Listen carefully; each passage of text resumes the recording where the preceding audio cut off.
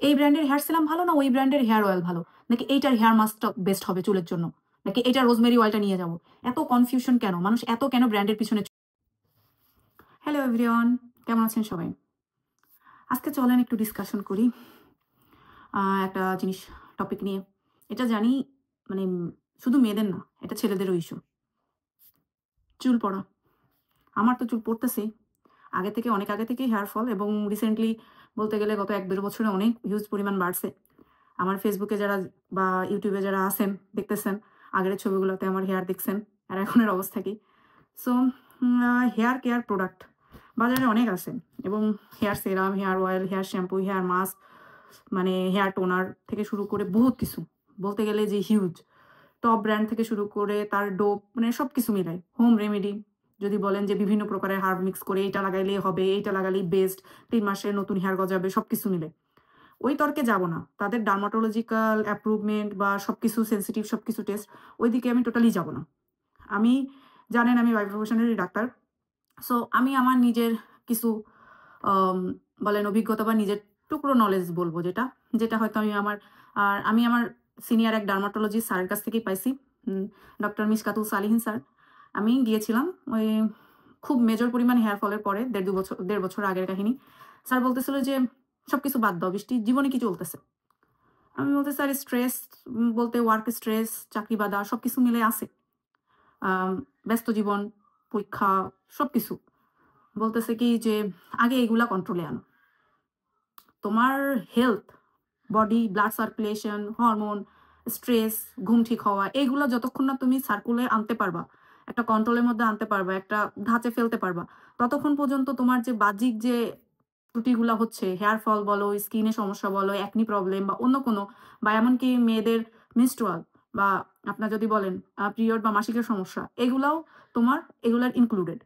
So আগে ওগুলা ঠিক করতে হবে। সো আপনি যদি স্ট্রেসে থাকেন, আপনি যদি পানি কম খান, নিউট্রিশাস ফুড কম খান, অনেক সময় শরীরে জিঙ্কের যদি অভাব হয় বা অন্যান্য নিউট্রিয়েন্ট আছে, ভিটামিন ই, জিঙ্কের অভাব থাকলে আপনার হেয়ার ফল হবে। এগুলাকে আগে ঠিক করতে হবে।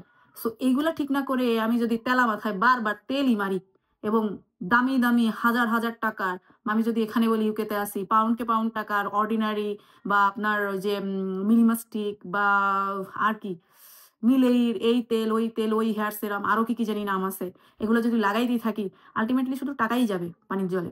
কারণ এখানে আমি ওই যে বিভিন্ন যে শপগুলো আছে, সুপার ড্রাগ, বুটস, দেখতে গেলে দেখি উরে বাবা, সবাই কিনতেছে, সবাই লাগাচ্ছে, সবাই রেকমেন্ড করতেছে, ইউটিউবে গেলে হেয়ার কেয়ার, ফেস প্রোডাক্ট সবকিছু ভরা। কথা হচ্ছে কি, ভিতরে আপনার রুটস থেকে যেখান থেকে ইউজুয়ালি পুষ্টিটা পাবে, ওইটা যদি আপনার ঠিক না হয়, আপনি উপর দিয়ে দিয়ে লাভ কি? যেমন একটা আপনি গাছ লাগাইলেন, গাছের মাটিতে যদি আপনার এনাফ পরিমাণের নিউট্রিশন গুলো না থাকে, যে সবকিছুই যদি মাটির পরিমাণের, সে মাটির কন্ডিশন কিরকম, সবকিছু যদি পরিমাণ মতো না থাকে, আপনার গাছ তো বাড়বে না, ফলও দিবে না। সো আমাদের অবস্থাও সেটা। যদি আমি হেলদি ফুড না খাই, আমি যদি টেনশন ফ্রি না থাকি, আমি যদি আমার সবকিছু ক্লিয়ার না থাকে, আমার হরমোন যদি একটা ব্যালেন্সে না থাকে, সো আমার কিছুই ঠিক থাকবে না। সেক্ষেত্রে আমার হেয়ার ফলও হবে, সেক্ষেত্রে আমার মেনস্ট্রুয়াল অ্যাবনর্মালিটি হবে, সেক্ষেত্রে আমার অ্যাকনিটাও যাবে না। সো আগে নিজের হেলথ ঠিক রাখতে হবে, ভিতর থেকে রিফাইন করতে হবে, বলে না যে একেবারে গোড়া থেকে ঠিক করতে হবে, গোড়া থেকেই ঠিক করা লাগবে। সো এখন আমার সিচুয়েশন অনুযায়ী আমি যেখানে আসি, স্টাডি করতেছি, এখানে এক্সাম, এখানে অ্যাসাইনমেন্ট, এই রিসার্চ পেপার জমা দেওয়া, এই স্ট্রেস, নতুন কান্ট্রিতে আসছি, প্রচুর পরিমাণে হোম সিকনেস, বাচ্চা একটা আছে, তাকে নার্সারিতে নিয়ে যাওয়া, তার স্কুল, তার খাবার দাবার মেনটেন করা, তার মাঝে মাঝে যে সেগুলো কেয়ার করা, বাসায় রান্না করা, যা আমি কুকিং পারি না। সো এইসব নিয়ে সবকিছু মিলে আমার লাইফে স্ট্রেস। যদি বলেন বাংলাদেশে থাকতে হচ্ছে 12 ঘন্টা, 24 ঘন্টা, 6 ঘন্টার ডিউটি, পড়াশোনার চাপ, ক্যারিয়ারের সামনে কি করব, বিসিএস দিব না, এফসিপিএস দিব না, অন্য কিছু দিব না, অন্য কোথাও যাব না, কোনো হেলথের জব করব, কি করব, এইসব নিয়ে সবকিছু মিলেই গেছে। তারপরেও আমি আফসোস করি আমার চুলগুলো পড়ে গেছে, but I miss my long hair. So সবাই আগে হেলদি থাকেন, ভিতর থেকে রিফাইন করেন, তারপরে কারিগরি টাকা থাকলে তাই দিয়ে হেয়ার প্রোডাক্ট বিভিন্ন জিনিস কিনে তারপরে মাথায় লাগায়েন। ভিতরে আগে হেলথ ঠিক না থাকলে, ভালো মতো নিউট্রিশাস ফুড না খাইলে, ভিতরে ঘাটতি থাকলে আলটিমেটলি কোনো লাভ হবে না। বাইরে থেকে শুধু তেলা মাথায় বিভিন্ন তেল আর হেয়ার সিরাম দিয়ে বাবা জামাই শুধু টাকাই খরচ যাবে। বুঝতে পারছেন? আশা করি আপনাদের হেল্প হবে।